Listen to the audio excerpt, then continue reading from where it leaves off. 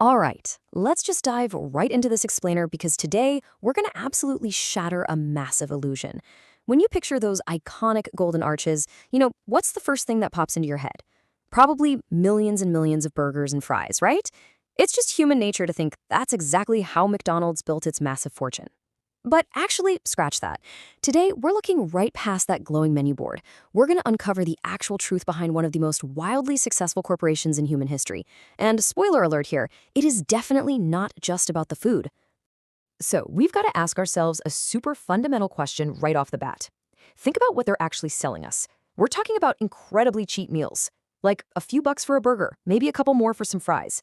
How on earth did a company moving such low-cost, high-volume stuff become one of the absolute wealthiest corporations on the entire planet? Honestly, it kind of seems to defy the basic laws of business gravity. And it gets crazier. Why does this specific fast food chain command such a literally obsessive level of attention from Wall Street investors? I mean, there are thousands of restaurant chains out there, and let's be real, the restaurant industry is notoriously brutal.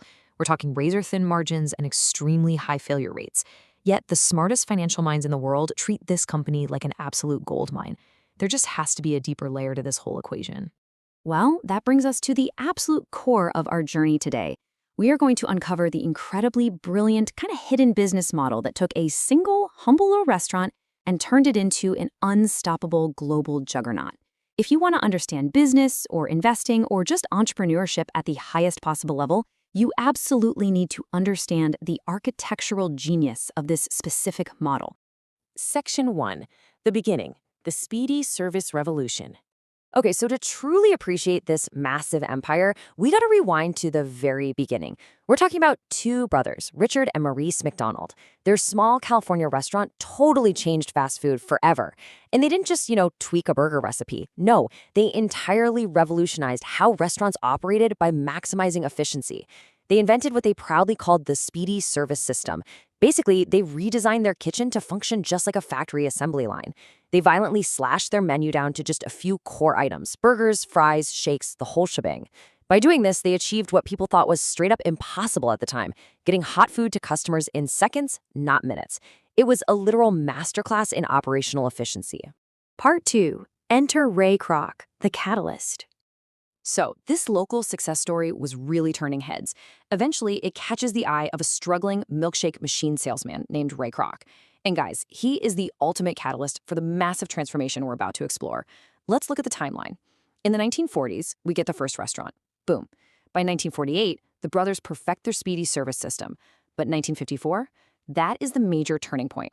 That's when Kroc discovers the brothers. He is absolutely blown away by their system and instantly knows this concept could go nationwide. Spread like wildfire, right? But here's the rub. Kroc and the McDonald brothers had wildly different visions. The brothers were perfectly happy with their comfortable, small-scale success. Kroc, he wanted world domination. This massive clash of ambitions ultimately led to Kroc executing his famous buyout in 1961, taking full, unadulterated control of the brand and its destiny. Moving on to Section 3, the franchise growth engine. Right, so to realize his incredibly massive national ambitions, Kroc knew he couldn't just build one restaurant at a time out of his own pocket. It'd take way too long. So he leaned heavily into a concept that allowed for absolutely explosive expansion, the franchise revolution. Let's break this down really simply. Most independent restaurants stay small because of severe capital constraints. It costs an absolute fortune to buy land, build the restaurant, hire the staff, right? Well, franchising elegantly solves this. A local owner, the franchisee, buys the rights to operate a location. They put up the cash, they pay an initial fee to the parent company, and then they pay ongoing royalties based on their sales. Franchising allowed McDonald's to grow at just an unprecedented, rapid pace using these simple agreements. Basically, they were using other people's capital to build the brand's footprint all over the map. Section 4. The secret nobody talks about. Now, we've talked about the food, and we've definitely talked about the franchising, but listen up because here is the absolute core of their wealth. The truth is, McDonald's is not actually just a restaurant company. I know, crazy, right? Yes, they sell food, but it's cheap food sold for a relatively tiny profit margin. The actual money printer? It's the real estate business, owning incredibly valuable commercial land and collecting steady rent. McDonald's is, in reality, a massive commercial real estate empire that is just brilliantly hiding in plain sight behind a menu of French fries and milkshakes. Let's put this in super simple terms so you can see exactly how the mechanics work here. McDonald's essentially acts as a highly strategic landlord.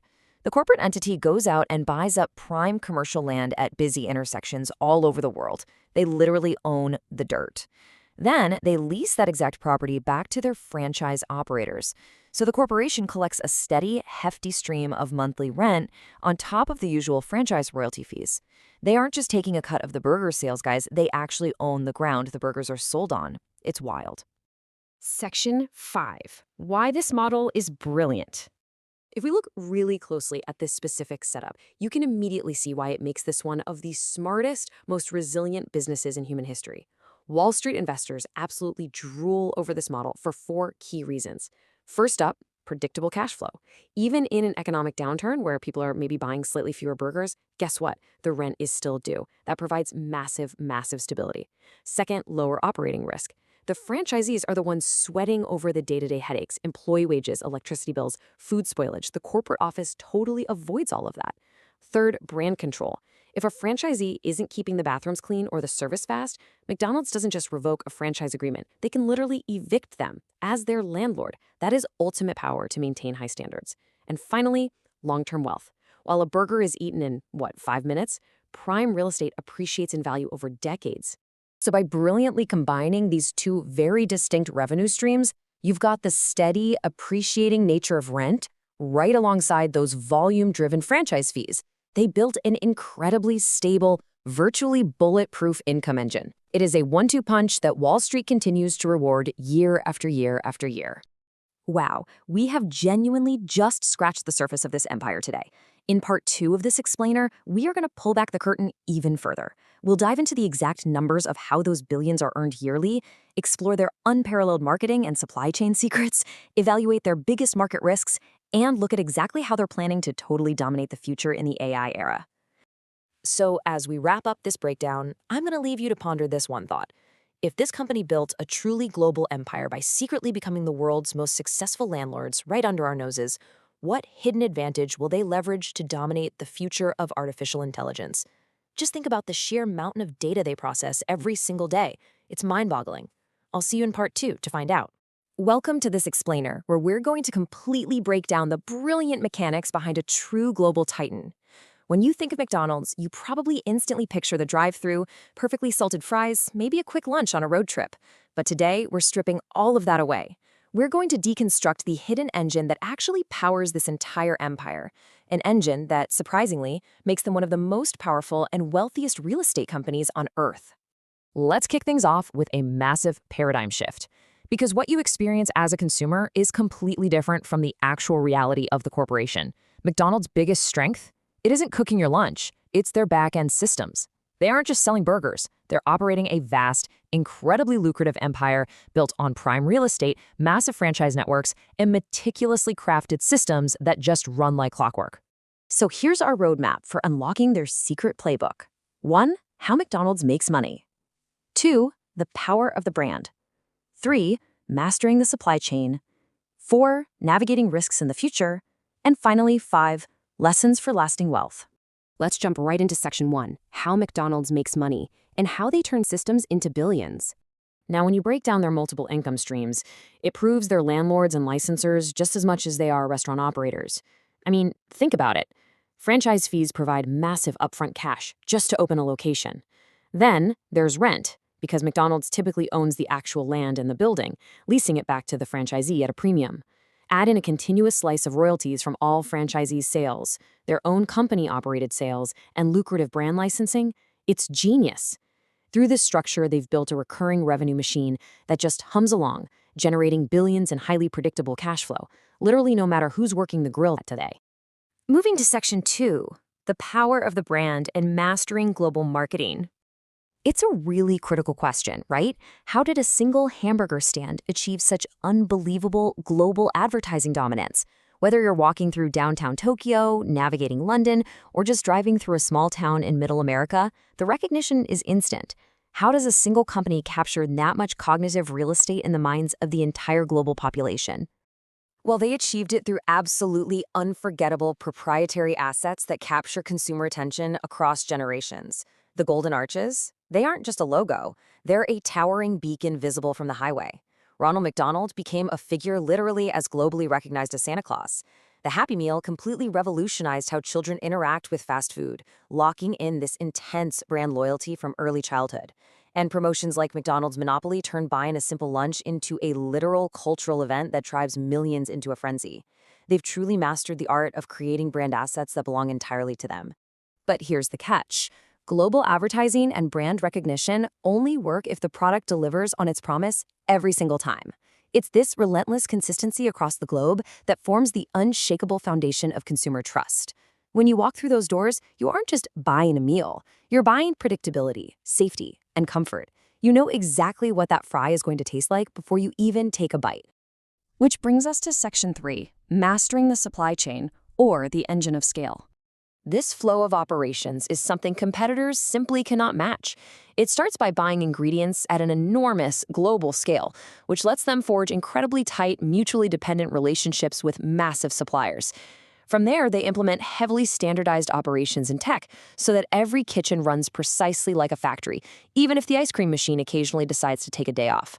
Finally, rigorous quality control ensures that a Big Mac tastes exactly the same in New York as it does in New Delhi.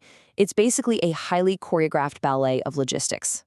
And the magic ingredient behind all of this? Economies of scale. Because of their enormous operational volume, their baseline costs absolutely plummet. This creates an unbreachable moat around their business. A new, smaller competitor simply can't buy millions of pounds of beef or potatoes at the same microscopic price point per unit that McDonald's can negotiate.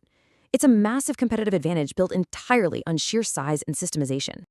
Now for Section 4, Navigating Risks and the Future, Adapting the Empire. Look, any one of these immense external pressures could completely sink a normal business. Shifting health trends and new wellness medications mean people are eating differently and demanding fresher ingredients. Rising labor costs and rampant inflation are constantly squeezing profit margins to the breaking point. Add in the vicious disruption of third-party delivery apps, reshaping how people actually order, plus environmental concerns demanding entirely new, green ways of operating, and you've got a tangled web of risks that requires constant, aggressive innovation just to survive. So to counter those risks, they've aggressively adapted their technology over time. In the past, they relied entirely on traditional face-to-face ordering and massive international physical expansion. Today, mobile apps, self-service kiosks, and digital loyalty programs are entirely the norm. And looking to the future, it's all about artificial intelligence taking drive-through orders, deep kitchen automation, advanced delivery networks, and major sustainability initiatives. They are radically reshaping their company's future to ensure they don't just survive these risks, but actually use them to leave competitors in the dust. Finally, let's dive into Section 5, Lessons for Lasting Wealth. This is your personal playbook. Let's make this actionable. These are practical imperatives for your own wealth-building journey. First, own valuable assets like prime real estate or unique intellectual property. Second, create recurring income so you get paid repeatedly for work you do once, just like collecting franchise royalties. Build exceptionally strong systems so your business doesn't rely entirely on your physical presence every hour of the day. Fiercely protect your branding, because trust equals lasting loyalty. And most importantly, think long-term and scale your operations through those reliable systems instead of just working harder. Emphasizing systems over sweat is the ultimate secret to breaking through your own ceiling. There's a quote that perfectly summarizes everything we've unpacked in this explainer today. McDonald's became one of the world's most valuable companies not because it sells the best burgers, but because it built one of the smartest business systems ever created. It was never just about the food. It has always been about the architecture of the business. They separated themselves from everyone else by meticulously focusing on how the business operates on the back end rather than just what it makes on the front end. So I want to leave you with this final thought. If you truly want to build lasting wealth, you can't just work hard. You have to work smart. Start aggressively dissecting the successful business models around you. Stop looking at the burgers and start looking at the systems. The real question is, what system are you going to build?